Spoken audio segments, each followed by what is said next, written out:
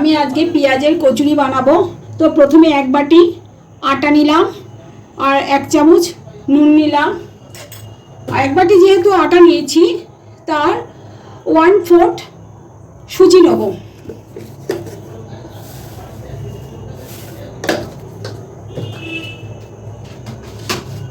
একটু তেল দিলাম ময়াম করার জন্য।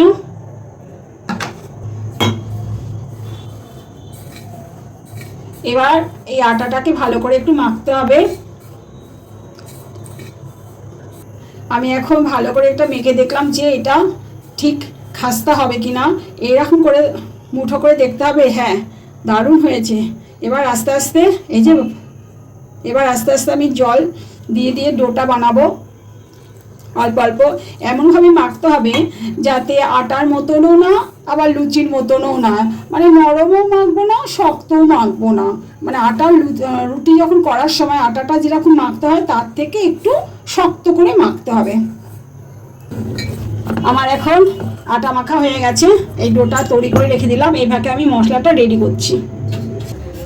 প্রথমে আমি জিরে দিয়ে দিলাম, তারপর মৌরি দিয়ে দিলাম,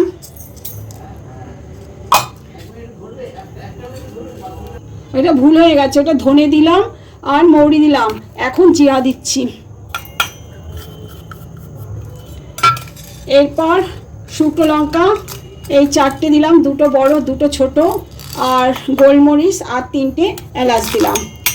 এগুলো মানে পাত্রের মধ্যে জাস্ট একটু গরম করে নেওয়া হলো। এখন ব্লেন্ড করতে হবে।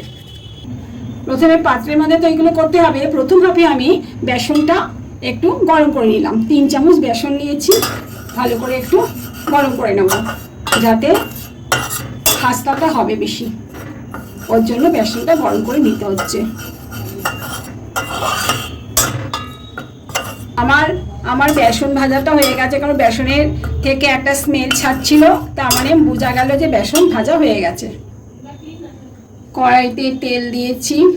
তেল দেওয়ার পর এখন রসুন কুচিয়ে রেখেছি আর আদা কুচিয়ে রেখেছি, এগুলো দিয়ে দিলাম। যতক্ষণ এদের কাঁচা একটা গন্ধ আছে, গন্ধটা চলে গেলে তারপরে পেঁয়াজটা দেবো।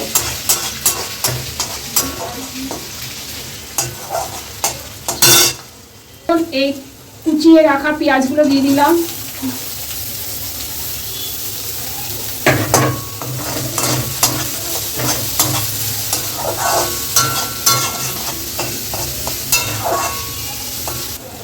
এখন কুচিয়ে রাখা কাঁচা লঙ্কাগুলো দিয়ে দিচ্ছি।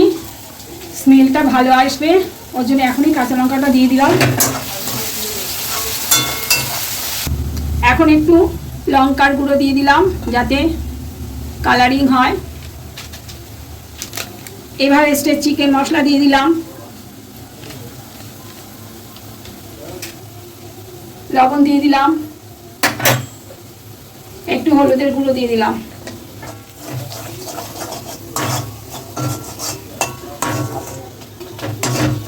আর এগুলো পুরো লো ফ্লেমে ভাজতে হবে।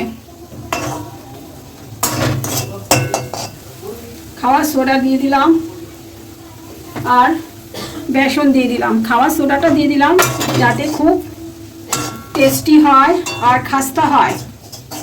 এবার আস্তে আস্তে এটা সিমেই থাকবে, ফ্লেমটা আস্তে আস্তে নাড়তে হবে। এখন ভাজা মশলাটা অ্যাড করে দিচ্ছি।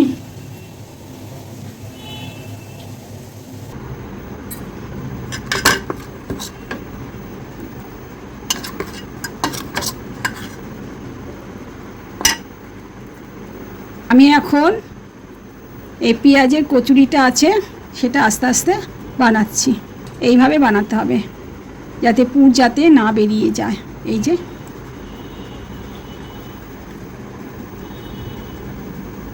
বেলবো না, হাতে চ্যাপটা করে দেবো। এইভাবে আমি আস্তে আস্তে সব কটা করে আসছি।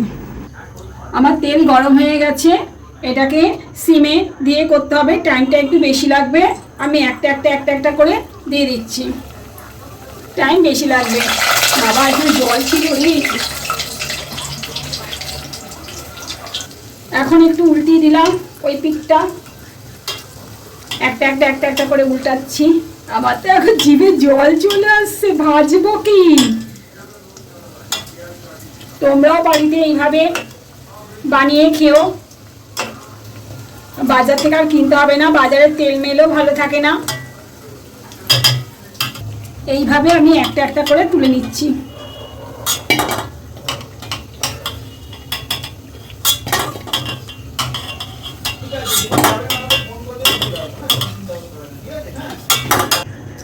আমার খাস্তা পেঁয়াজের কচুরি কমপ্লিট।